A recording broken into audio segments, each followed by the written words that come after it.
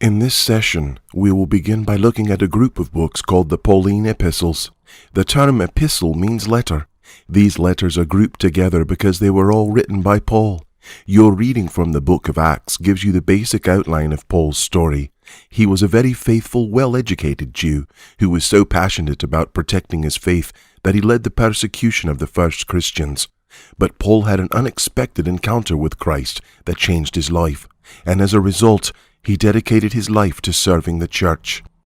The church has generally put the Pauline epistles into three groups. The first group is the capital epistles.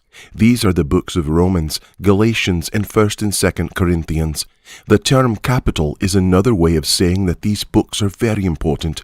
The church has said that these epistles contain the heart of Paul's ideas.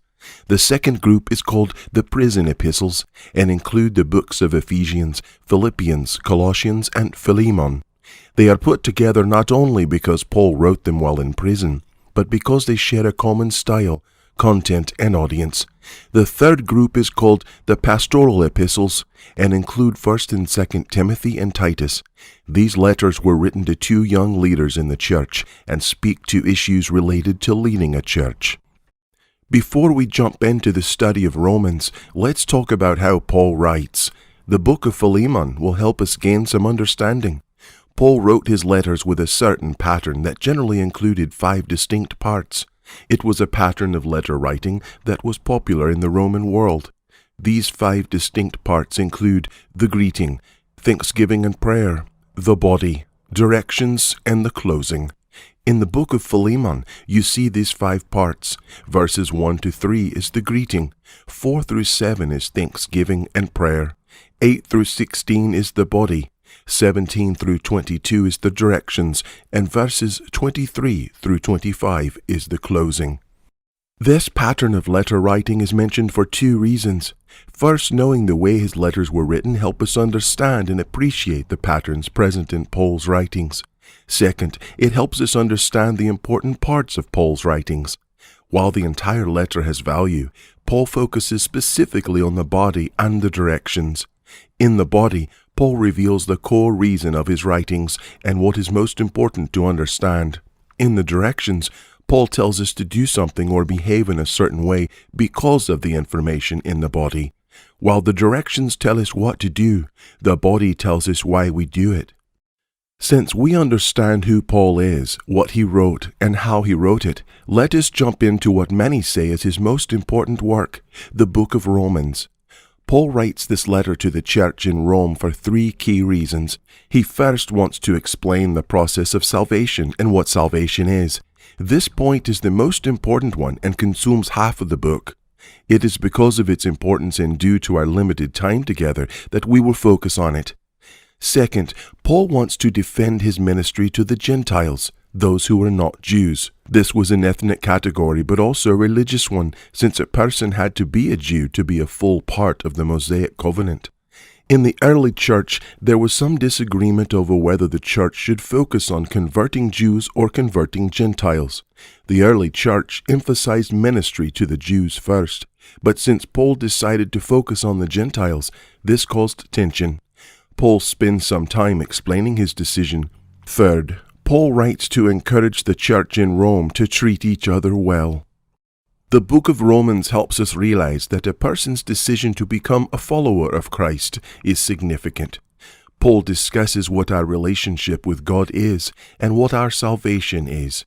You're reading from chapter 1, verses 18 through 23, chapter 2, verses 17 through 23, and chapter 3, verses 9 through 12 touch on our guilt and the need for God's work in our lives. The other 2 parts, which we will study later in this session, look at what salvation is and what our lives should be like after experiencing salvation. As Paul talks about humanity, he breaks it down into 2 groups, Jews and Gentiles. The difference between the 2 groups is seen by how God makes himself known in their lives. In the reading from chapter 1, God makes himself known to the Gentiles through the world around them. The beauty and order of creation, as well as our own moral compasses, all point to the existence of God. The Gentiles possess these guides, yet they refuse to honor or worship God. Instead, they turn to created things, much like how we sometimes turn to created things instead of worshiping God. The second group Paul looks at is the Jews.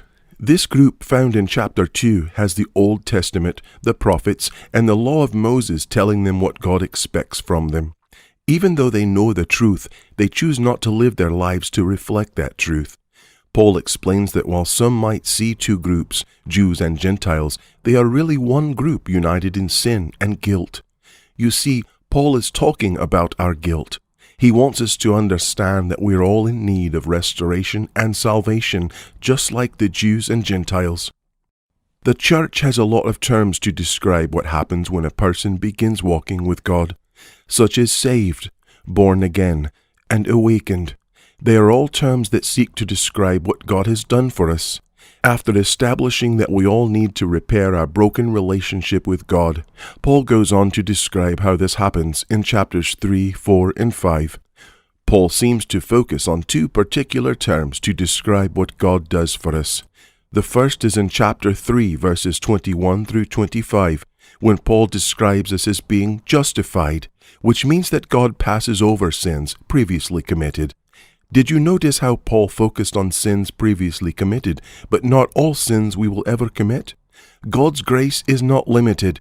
We have to understand that the purpose of justification is to restore a relationship with God. It is not a free pass that we can use over and over again and still continue to sin. Think of it as the way a parent cares for a child. A parent forgives his child because he loves her and wants to build a great relationship with her. The parent does not forgive the child simply so the child can avoid the consequences of her actions. Likewise, the goal of justification is not escaping hell or gaining heaven, which is a result but not a goal of salvation. The goal is a restored relationship with God. The second way Paul talks about salvation is found in chapter 5, verses 9 through 11, when he describes salvation as reconciliation. This term means the making of peace between enemies. Salvation means that God chose to embrace us, the ones who crucified His Son. Put yourself in God's shoes. If someone killed your child, would you forgive them? If you did forgive them, would you try to get their sentence reduced so they could get out of jail sooner? It sounds foolish, doesn't it? Well, let's say you did try to get their sentence reduced and succeeded. Would you then welcome this convicted killer into your home and let them stay in your child's room? As foolish and unbelievable as it sounds, it is exactly what happens with reconciliation. God chooses to embrace us and makes peace with His rightful enemies. It is this understanding of salvation that leads us to the consequences of salvation. You found this discussion in chapters 6, 7, and 8 of your reading. Paul starts out by explaining what our attitude towards sin should be. He asks us how we can continue to live in sin if we die to it. Put another way, if we experience justification and reconciliation, how can we continue to do those things that ruptured our relationship with God in the first place? In chapter 6, Paul shows how we are identified with Christ, making it unbelievable that we can continue in sin. In other words, a child who touches a hot stove once does not think twice about touching it again. The child automatically pulls back from the stove when he remembers the pain it caused. Likewise, we know that sin is nothing but destructive in our lives and in our relationship with God. So Paul asks, how then can we continue in it? Chapter 7 verses 15 through 24 shed light on part of the challenges of walking with God.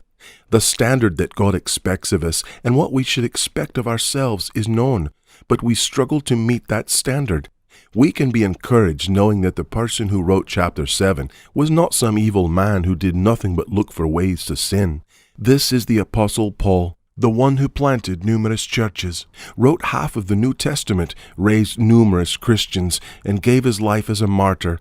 Paul is honest in his struggle to live the life God called him to. Paul explains the struggle we have and the war we have within ourselves to be the people of God. While we are struggling, we are still tempted by sin around us and sin within us. Paul is left wondering how we can live up to the expectations of God and overcome the sin that overwhelms him. Paul's discussion in chapter 8 shows us that there is victory and we can be hopeful. We can be the people God wants us to be through the Spirit of God living within us. Paul tells us that when we are saved, the Spirit of God comes inside of us and empowers us to be the people God expects us to be, the people we want to be.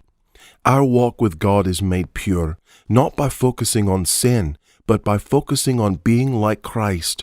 The more we depend on the Spirit of God, and the more we constantly seek to yield our own desires and allow ourselves to be molded by the Spirit of God, the more we can become the people of God and rise above sin that can trap us. Now, take some time to explore how this understanding of Romans shapes your life by answering the relational questions.